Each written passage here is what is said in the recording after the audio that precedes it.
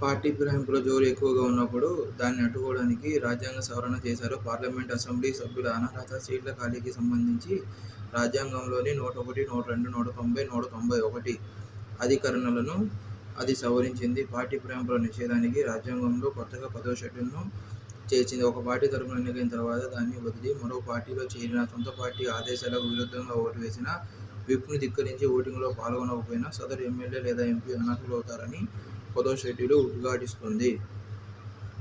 రాజకీయ పార్టీ నుంచి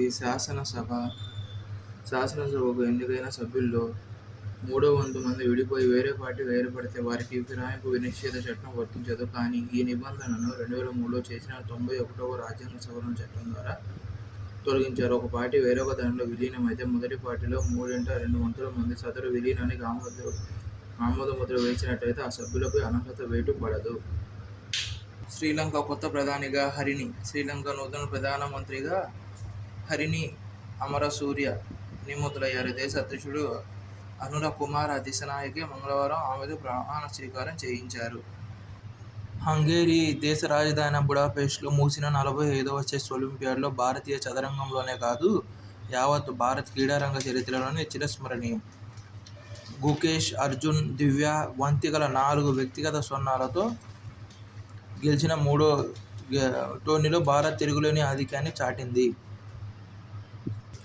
ప్రముఖ గాయని గాన కోకిల పి. సుశీలకు కలైగ్నర్ స్మారక కళా విభాగం స్పెషలిస్ట్ అవార్డును తమిళనాడు ప్రభుత్వం మంగళవారం ప్రకటించింది. దివంగత డీఎంకే అధినేత కరుణానిధి పేరిట తమిళనాడు ప్రభుత్వం తమిళ అభివృద్ధి విభాగం నేతృత్వంలో కలైగ్నర్ నినైవు కలైతురై వితగ్ధర్ అవార్డు కలైగ్నర్ స్మారక కళా విభాగం స్పెషలిస్టు లేదా నిపుణులు ఒకరికి ప్రదానం చేయడానికి 2022లో నిర్ణయించారు.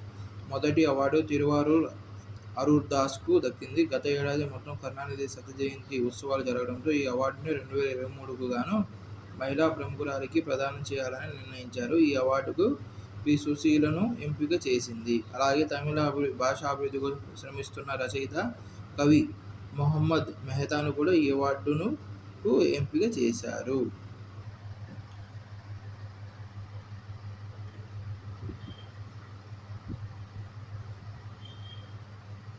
హాంగ్జో ఓపెన్ టోర్నీలో భారత్కే చెందిన తమిళనాడు ప్లేయర్స్ జీవన్ నెడుంచెలియన్తో కలిసి పురుషుల డబుల్స్ విభాగంలో టైటిల్ను దక్కించుకున్నారు.